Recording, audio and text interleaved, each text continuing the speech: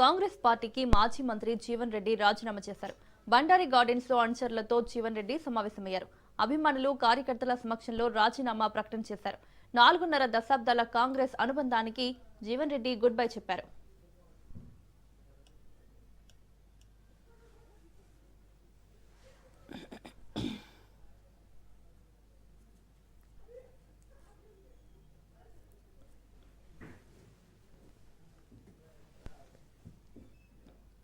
రాజీనామా సందర్భంగా జీవన్ రెడ్డి సంచలన వ్యాఖ్యలు చేశారు. తనకు ఏ గుర్తింపు లేకుండా అణగదొక్కాలని చూస్తున్నారని ధ్వజమెత్తారు. తనకు పోరాటం కొత్త కాదని, చంద్రబాబు, కేసీఆర్ తో పోరాడారని తెలిపారు. ఇప్పుడు రేవంత్ రెడ్డితో పోరాడతానన్నారు జీవన్ రెడ్డి.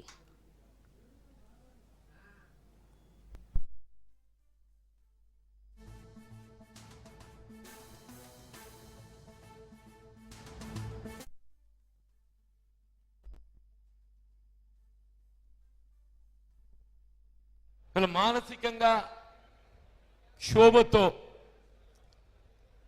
అంటే నా రాజకీయ జీవితంలో ఇటువంటి ఒక సమావేశం ఏర్పాటు చేసే పరిస్థితి ఏర్పడుతుందని చెప్పని ఇప్పుడు ఊహించలే, భావించలే. కానీ దురదృష్టం, విధి లిఖితం. నా కాంగ్రెస్ పార్టీతో ఉన్న 4 దశాబ్దాల పైగా అనుబంధం మరి ఈరోజు ఈ విధంగా దూరమయ్యే పరిస్థితి రావటం ఏదైతుందో నేను దీని ఒక దురదృష్టకరమైనటువంటి ఒక సంఘటనగా, జీర్ణించుకోలేని పరిస్థితులలో కొన్ని సందర్భాలలో మనకు మన ఇష్టానికి భిన్నంగానైనా కానీ కొన్ని నిర్ణయాలు తీసుకోవాల్సి వస్తుంది. మరి మీరు నాకు ఈ సుదీర్ఘ ప్రజా జీవితం 4 దశాబ్దాల పైగా తోడు నిలిచిండ్రు, ఈ స్థాయికి ఎదగడానికి తోడ్పడ్డారు. ఇలా కాంగ్రెస్ పార్టీ నాయకుడిగా కేవలం జగిత్యాల ప్రాంతానికైనా కాకుండా రాష్ట్ర స్థాయిలో గుర్తింపు పొందేటువంటి అవకాశం నాకు మీరు కల్పించిందని చెప్పండి. అటువంటి అవకాశాన్ని వల్ల మనం వీడడం అనేది ఎవరం కూడా కోరుకోమో, జీర్ణించుకోలేమని చెప్పంటున్నాను.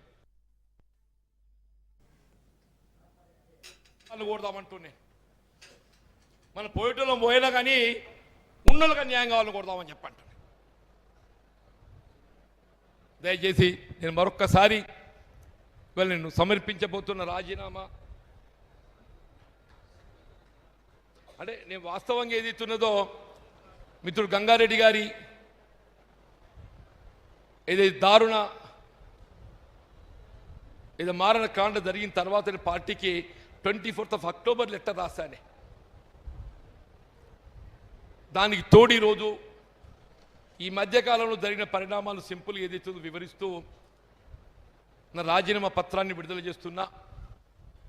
దయచేసి మా మిత్రులు, సహచరులు, ఇంతకాలం నాకు తోడు నిలిచినటువంటి ఒక మిత్రులందరినీ కూడా నాతో తోడు నిలవాలని చెప్పని, నా తోడు నిలవడానికి ముందుకొచ్చే సంసిద్ధంగా ఉన్నటువంటి ఒక సహోదరు అందరినీ కూడా చెయ్యెత్తాలని కోరుతున్నానే.